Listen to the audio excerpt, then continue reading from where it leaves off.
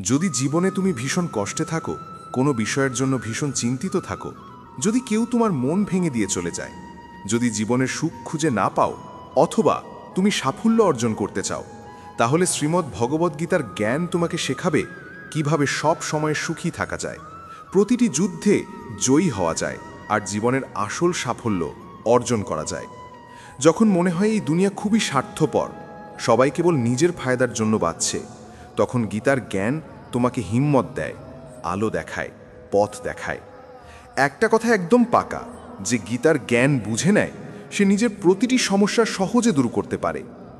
আজ আমরা সেই শ্রীমদ্ ভগবদ্গীতার 15টি চমৎকার শিক্ষা নিয়ে কথা বলবো। আর আমি তোমাকে একটা গ্যারেন্টি দিচ্ছি, যদি তুমি এই 15টি শিক্ষা মন দিয়ে শেষ পর্যন্ত শোনো, তবে তোমার জীবনের প্রতিটি কষ্ট, প্রতিটি দুঃখ, প্রতিটি যন্ত্রণা দূর হয়ে যাবে। আর জীবনে তুমি যা চাও, তুমি খুব সহজেই তা অর্জন করতে পারবে। শ্রীমদ্ ভগবদ্গীতার প্রথম শিক্ষা, যা ঘটে সবই মঙ্গলের জন্য ঘটে। যা ঘটেছে তা ভালোর জন্যই ঘটেছে, যা এখন ঘটছে সেটাও ভালোর জন্যই ঘটছে, আর যা ঘটবে সেটাও ভালোর জন্যই ঘটবে। এই শিক্ষা শুনতে সহজ, কিন্তু বুঝতে ভীষণ কঠিন। কারণ যখন জীবনে অন্যায় হয়, কেউ আমাদের কষ্ট দেয়, কোনো ব্যর্থতা আসে, তখন পুরো পৃথিবীটাই ভুল মনে হয়। মনে হয় জীবনটা অন্যায় আর ব্যথায় ভরা। কিন্তু গীতার এই উপদেশ আমাদের শেখায়, দুঃখ আসলে কোনো অভিশাপ নয়, এটা এক আশীর্বাদ, এক শিক্ষা। যখন জীবন তোমাকে আঘাত করে, তখনই তুমি শক্তিশালী হও, যোগ্য হও, অভিজ্ঞ হও। যখন কোনো প্রিয় মানুষ তোমাকে কষ্ট দেয়, তখন সেই কষ্টই তোমার চোখ খুলে দেয়। যে মানুষটিকে তুমি নিজের প্রাণ ভেবেছিলে, সে আসলে তোমারই মূল্য দিতে জানে না। যেমন একটা ছোট বাচ্চাকে তার মা কড়া ওষুধ খাওয়ায়, ওষুধটা তেতো লাগে, কিন্তু সেটাই তার অসুখ সারিয়ে দেয়। তেমনি জীবনের তেতো মুহূর্তগুলো তোমার ভিতরের অসুখ, অহংকার, অজ্ঞানতা, দুর্বলতা সব মুছে দেয়। বাস্তবে মানুষ সবসময় নিজের সীমিত গণ্ডির ভেতরেই বাঁচে। সে যা দেখে, যা শোনে, তাকেই সত্য মনে করে। কিন্তু সত্য আসলে প্রকাশ পায় তখনই যখন সে দুঃখে পড়ে, একা হয়ে যায়, আর নিজের চোখে পৃথিবীকে দেখতে শেখে। যতদিন মানুষ তোমার থেকে কোনো লাভ পাবে, ততদিন তারা তোমার পাশে থাকবে। কিন্তু যেই দিন তাদের স্বার্থ শেষ হবে, সেই দিন তুমি তাদের আসল মুখ চিনতে পারবে। কখনো ভেবে দেখেছ, যাকে তুমি প্রাণের থেকেও বেশি ভালোবেসেছিলে, যাকে নিজের জীবনের সবচেয়ে আপন ভেবেছিলে, সেই মানুষটি যদি একদিন তোমার হৃদয়ে গভীর আঘাত দেয়, তখন কেমন লাগে? তুমি নিশ্চয়ই অনেকবার শুনেছ, আমি ভাবতেই পারিনি ও এমনটা করবে, ওর জন্য আমি কত কিছু করেছিলাম, তবুও ও এমন করল। বাস্তবতা হলো, এই দুনিয়ায় প্রায় প্রত্যেক মানুষই মুখোশ পরে ঘুরে বেড়ায়। তুমি কখনোই কারোর আসল মুখ চিনতে পারবে না, যতক্ষণ না সে তোমার সঙ্গে অন্যায় আচরণ করছে। তাই যখন কেউ তোমাকে আঘাত দেয়, তখন কষ্ট পেও না, কারণ ওই আঘাতই তোমাকে শক্তিশালী করে তোলে। যাদের জীবন সবসময় মসৃণ আর সুখে ভরা, তারা সামান্য কষ্টেই ভেঙে পড়ে। কিন্তু যারা দুঃখের সঙ্গে লড়তে শিখেছে, যারা নিজের আপনজনদের তিক্ত ব্যবহার সহ্য করেছে, তাদের কাছে জীবনের ছোটখাটো আঘাত তুচ্ছ। যে মানুষ কষ্ট সহ্য করতে শেখেনি, সে কোনোদিন সত্যিকারের মহান হতে পারে না। যে দুঃখের আগুনে নিজেকে শুদ্ধ করতে জানে না, সে বড় স্বপ্ন দেখলেও বড় সাফল্য কখনো অর্জন করতে পারে না। তাই জীবনে যখন কষ্ট আসে, যখন সময় তোমাকে ভেঙে দেয়, যখন মনে হয় ঈশ্বর তোমার প্রতি অন্যায় করছেন, তখন মনে রেখো, ঈশ্বর কিছু ভালোই ভাবছেন তোমার জন্য। তুমি জীবনের এক বড় মঞ্চে উঠতে যাচ্ছ, আর এই কঠিন সময় সেই মঞ্চের প্রস্তুতি মাত্র। শ্রীমদ্ ভগবদ্গীতার দ্বিতীয় শিক্ষা, বারবার কাউকে ক্ষমা করা তোমার জীবন নষ্ট করে দিতে পারে। মহাভারতের যুদ্ধ কেন হয়েছিল জানো? কারণ ছিল দুঃশাসন, দুঃখ আর অতিরিক্ত ক্ষমা। দুর্যোধন বারবার অন্যায় করেছিল, পাণ্ডবদের অপমান করেছিল, এমনকি তাদের মারারও চেষ্টা করেছিল। তবুও যুধিষ্ঠির প্রতিবারই তাকে ক্ষমা করে দিয়েছিল। আর সেই অতিরিক্ত ক্ষমার ফলেই মহাভারতের মতো ভয়ঙ্কর যুদ্ধ অবশ্যম্ভাবী হয়েছিল।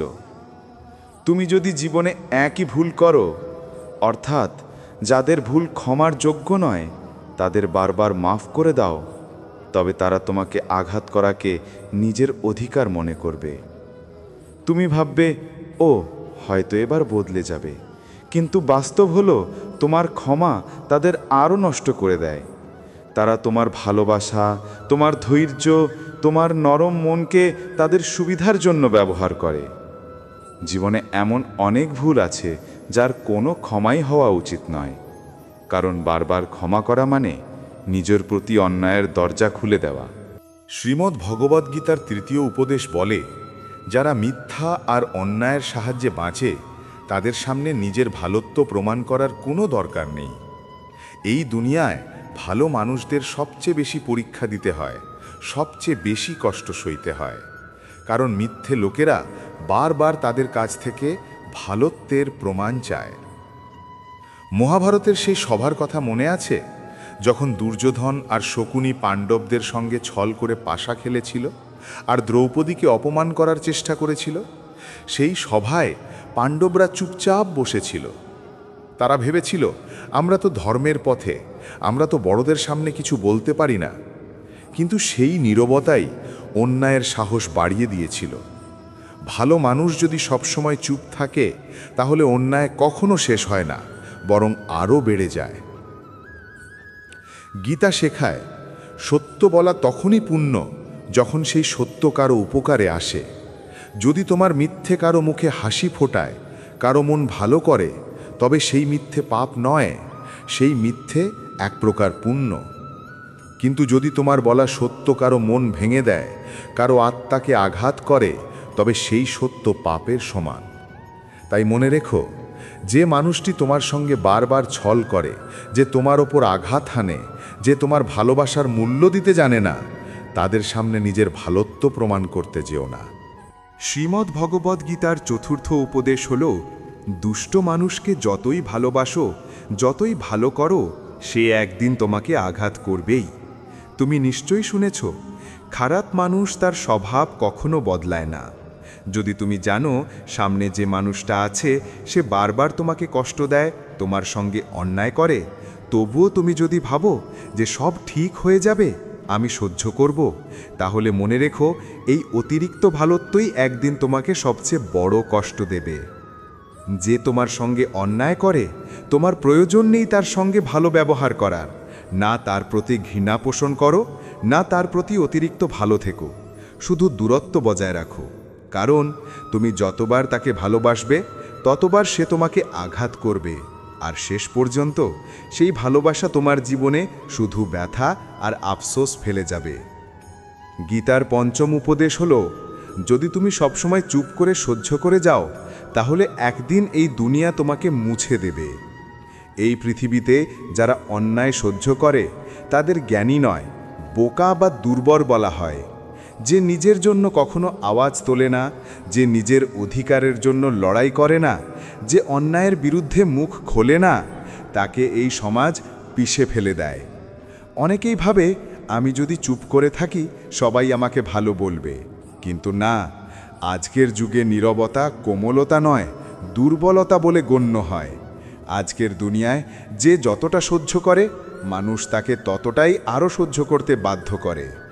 তাই যেখানে তোমার সঙ্গে অন্যায় হচ্ছে, যেখানে কেউ তোমাকে কষ্ট দিচ্ছে, সেখানে চুপ থেকো না, সাহস করে অন্যায়ের বিরোধ করো। কারণ নীরবতা কখনো ধর্ম নয়, বরং অনেক সময় নীরবতাই অন্যায়ের সহযোগী হয়ে ওঠে।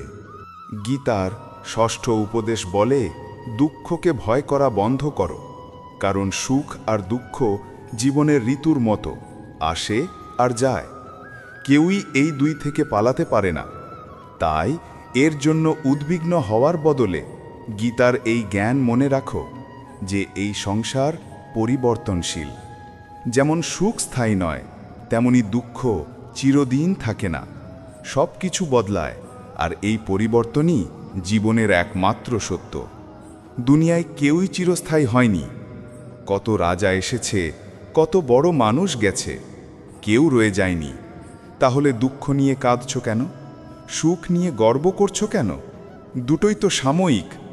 তুমি না সুখ থামাতে পারবে, না দুঃখ থেকে পালাতে পারবে। তুমি শুধু বুঝতে পারবে যে এই সব কিছু তোমার নিয়ন্ত্রণে নয়। যে এই সত্য বুঝে নেয় সে কখনো দুঃখে ভেঙে পড়ে না, কারণ সে জানে যা এসেছে তা একদিন চলে যাবে। তাই কান্নার চেয়ে হাসি ভালো। শ্রীমদ্ ভগবদ্ গীতার সপ্তম উপদেশ বলে, ভালো মানুষ যদি খারাপ লোকদের সঙ্গে সময় কাটায় তাহলে একদিন সেই ভালো মানুষও ধ্বংস হয়ে যায়। মহাভারতের এক চরিত্র ছিল কর্ণ, যে আসলে পাণ্ডবদের বড় ভাই ছিল। সে দানবীর ছিল, ধর্ম জানত, সত্য বুঝত। তবুও দুঃখের বিষয় সে দুর্যোধনের সঙ্গে বন্ধুত্ব করেছিল, আর সেই বন্ধুত্বই তার সর্বনাশের কারণ হয়েছিল। গীতা বলে, যে দুষ্টের সঙ্গে থাকে সে নিজে যতই ভালো হোক না কেন, একদিন সেই দুষ্টতার ফল তাকেও ভোগ করতে হয়। ঠিক তেমনি যদি একজন ভালো মানুষ ভুল সঙ্গ বেছে নেয়, তবে সেই ভুল সঙ্গই তার জীবনকে নষ্ট করে দিতে পারে। তাই জীবনে সব সময় খেয়াল রাখো তুমি কার সঙ্গে সময় কাটাচ্ছ, কারণ কখনো কখনো একজন ভুল মানুষই তোমার সারা জীবন পাল্টে দিতে পারে। শ্রীমদ্ ভগবদ্ গীতার অষ্টম উপদেশ বলে, ভালোবাসা আর অনুভূতির সম্পর্ক শুধু তার সঙ্গেই গড়ো যে তোমার ভালোবাসার মূল্য বোঝে। যদি তুমি তোমার হৃদয় দাও এমন কাউকে যে তোমার ভালোবাসার দাম জানে না, তাহলে তোমার পুরস্কার হবে শুধু ব্যথা আর অশ্রু। যখন তুমি এমন কাউকে অতিরিক্ত মূল্য দাও যে তোমাকে একটুও মূল্য দেয় না, তখন সেই সম্পর্ক শুধু তোমাকে ভেঙে দেয়। মনে রেখো, ভুল সম্পর্কে জড়ানোর চেয়ে অবিবাহিত বা একা থাকা হাজার গুণ ভালো। কারণ একা থাকলে তুমি হয়তো একটু নিঃসঙ্গ হবে, কিন্তু ভুল সম্পর্কে থাকলে তুমি প্রতিদিন ভেতরে ভেতরে মরে যাবে। আজকের যুগে কেউ কাউকে গুরুত্ব দেয় না, সবাই নিজের স্বার্থে ব্যস্ত। তাই কাউকে জীবনের সবচেয়ে বিশেষ জায়গা দেওয়ার আগে সময় নাও, তাকে বুঝো। যে সম্পর্ক তোমাকে কষ্ট দিতে শুরু করে, যে ভালোবাসা তোমার শান্তি কেড়ে নেয়, সেই সম্পর্ক থেকে সরে আসাই সবচেয়ে বড় সাহস। শ্রীমদ্ ভগবদ্ গীতার নবম উপদেশ শেখায় যে মানুষ সুখে আনন্দে ভাসে না আর দুঃখে ভেঙে পড়ে না, সে মানুষই জীবনের সব পরীক্ষায় উত্তীর্ণ হয়। ভগবান শ্রীকৃষ্ণ অর্জুনকে বলেছিলেন, যে মানুষ দুঃখে দুঃখিত হয় না, সুখে অহংকারে ভরে ওঠে না, সম্মান অপমান, বন্ধু শত্রু সব কিছুর মধ্যে সমতা রাখে, সেই মানুষই আমার সবচেয়ে প্রিয়। যে মানুষ সামান্য কষ্টে কেঁদে ফেলে, অল্প সুখেই উচ্ছ্বাসে ভেসে যায়, তার মন সবসময় অস্থির থাকে। নিজেকে কখনো এত হালকা বানিও না যাতে ছোট্ট এক আঘাত তোমাকে কাঁপিয়ে দেয়, আর ছোট্ট এক আনন্দে তুমি নিজের ভারসাম্য হারাও। গীতা শেখায়, স্থিতধীর হও, ভারসাম্য রাখো। সুখে যেমন নম্র, দুঃখে তেমন দৃঢ়। এই রকম মানুষকেই দুনিয়া শ্রদ্ধা করে আর ভগবানও ভালোবাসেন। যে মানুষ সুখে মেতে ওঠে না আর দুঃখে ভেঙে পড়ে না, সেই জীবনের আসল যোদ্ধা। যখনই জীবনে সুখ বা দুঃখ আসে, একজন সত্যিকারের বুদ্ধিমান মানুষ কখনো ভয় পায় না। সে জানে সব কিছু সময়ের নিয়তি, সময়ের প্রবাহ। যেমন ঋতু আসে আর যায়, তেমনি সুখ দুঃখও আসে আর কেটে যায়। শ্রীকৃষ্ণ অর্জুনকে বলেছিলেন, অর্জুন, তুই সমতা ধারণ কর, মনকে স্থির কর, কারণ যার মন স্থির তার জীবন ধীর। জীবনে ঝড় আসবেই, কষ্টও আসবে, কিন্তু যার ভেতরে শান্তি আছে সে কখনো ভেঙে পড়ে না। সে প্রতিটি সমস্যা বুঝে তার সমাধান খোঁজে আর জীবনের পথে এগিয়ে চলে। তাই কৃষ্ণের এই বাণী মনে রেখো, যার মন স্থির তার জীবন ধীর। শ্রীমদ্ ভগবদ্ গীতার দশম উপদেশ, যে মানুষ নিজের কর্তব্য আর কর্মকে জ্ঞান আর বুদ্ধি দিয়ে সম্পন্ন করে না, তার জীবনে সুখ নয় বরং কষ্ট আর ব্যর্থতাই আসে। অর্জুন একসময় কৃষ্ণকে বলেছিল, হে কৃষ্ণ, আমি এই যুদ্ধ করতে চাই না, এত মানুষ মরবে, এত রক্ত ঝরবে, তার চেয়ে আমি সন্ন্যাসী হয়ে ভিক্ষা করে খাই। তখন শ্রীকৃষ্ণ শান্তভাবে বলেছিলেন, অর্জুন, এটা তোমার ধর্ম, তুমি ক্ষত্রিয়, তোমার কর্তব্য হল অধর্মের বিরুদ্ধে লড়াই করা। যখন পৃথিবীতে অন্যায় বাড়ে তখন ন্যায় রক্ষার জন্য যুদ্ধ করাই সত্য ধর্ম। তেমনি কেউ যদি নিজের কর্তব্য ফেলে অন্য পথে চলে, তাহলে সেখানে তাকে সাফল্য নয় বরং পরাজয় পেতে হয়। অনেকে বলে, আমি তো অনেক পরিশ্রম করি, তবুও জীবনে সফল হতে পারি না। কিন্তু আসল প্রশ্ন হলো, তুমি কি ঠিক জায়গায় পরিশ্রম করছো? তুমি কি নিজের কর্তব্য চিনতে পেরেছ? শ্রীকৃষ্ণ তাই গীতায় বলেন, অর্জুন, নিজের কর্তব্য চিনে নাও, নিজের ধর্মে দৃঢ় থেকো, কারণ অন্যের ধর্মে সাফল্য অর্জনের চেয়ে নিজের ধর্মে ব্যর্থ হওয়াই শ্রেয়। শ্রীমদ্ ভগবদ্ গীতার 11তম উপদেশ। শ্রীকৃষ্ণ বলেন, পত্রম পুষ্পম ফলম তোয়াম ইয়ো মে ভক্ত্যা প্রয়চ্ছতি। অর্থাৎ, যে কেউ যদি আমাকে একটি পাতা, একটি ফুল, একটি ফল বা এক ফোঁটা জলও দেয়, কিন্তু দেয় সত্যিকারের ভক্তি ও প্রেম দিয়ে, আমি তা আনন্দের সঙ্গে গ্রহণ করি। তুমি মন্দির বানিয়ে দাও, হাজার ফুল চড়াও, কিন্তু যদি হৃদয় প্রেম না থাকে, তাহলে সেই পূজা শুধু দেখানোর জন্য। ভগবান বলেন, আমার সামনে কোনো সাজসজ্জা, কোনো অভিনয়, কোনো ভান দরকার নেই। শুধু আমায় ভালোবাসো, আমি তোমার কাছে নিজে থেকে চলে আসব। এই শিক্ষা শুধু ধর্মের নয়, জীবনেরও। মানুষকেও ঠিক এভাবেই ভালোবাসো, দেখানোর জন্য নয়, বরং মনের সত্যতা দিয়ে। শ্রীমদ্ ভগবদ্ গীতার 12তম উপদেশ হল, ভগবান শ্রীকৃষ্ণ বলেন, যে মানুষ আমার প্রতি অটল বিশ্বাস রাখে, আমি তার জীবন থেকে কখনো মুখ ফিরিয়ে নিই না। যখনই তার জীবনে অন্ধকার নামে, আমি কোনো না কোনো রূপে এসে তার রক্ষা করি। শুধু একবার বিশ্বাস করে দেখো, আমি সর্বদা তোমার পাশে থাকব। এখন শোনো মহাভারতের যুদ্ধক্ষেত্রের এক অমর কাহিনী। যুদ্ধ তখন চুঙ্গে, কুরুক্ষেত্রের মাটিতে রক্ত আর তলোয়ারের ঝলক। দুর্যোধন হঠাৎ দেখতে পেল ভীষ্ম পিতামহ পাণ্ডবদের ওপর আঘাত করছেন না। রাগে ফেটে পড়ে সে। ভীষ্ম পিতামহের কাছে গিয়ে বলল, পিতামহ, আপনি তো আমাদের পক্ষ থেকে যুদ্ধ করছেন, কিন্তু আপনার মন তো পাণ্ডবদের দিকে। আপনি আমাদের জয় চান না? আপনার মধ্যে কোনো ন্যায় নেই? এই কথা শুনে ভীষ্ম পিতামহের চোখ লাল হয়ে উঠল। তিনি গর্জে উঠলেন, আমার নিষ্ঠা হস্তিনাপুরের জন্য। আমি এই রাজ্যের সেবায় সারা জীবন কাটিয়েছি। তুমি আমার নিষ্ঠা নিয়ে সন্দেহ করছো? তাহলে শুনে রাখো, আমি আজ প্রতিজ্ঞা করছি, আগামীকাল সূর্যাস্তের আগে হয় অর্জুন বাঁচবে, নয় আমি। এই প্রতিজ্ঞার কথা যখন শ্রীকৃষ্ণ শুনলেন, তখন তার মন অস্থির হয়ে গেল। কারণ ভীষ্ম একবার যা বলেন তা পালন করেই থামেন। কৃষ্ণ সারা রাজপ্রাসাদে অর্জুনকে খুঁজতে লাগলেন। শেষে দেখলেন অর্জুন নিজের কক্ষে শান্তিতে ঘুমাচ্ছে। কৃষ্ণ বললেন, অর্জুন, ভীষ্ম পিতামহ প্রতিজ্ঞা করেছেন, কাল সূর্যাস্তের আগে হয় তুমি বাঁচবে, নয় সে। এমন ভয়ঙ্কর মুহূর্তের আগেও তুমি এত নিশ্চিন্তে ঘুমিয়ে আছো?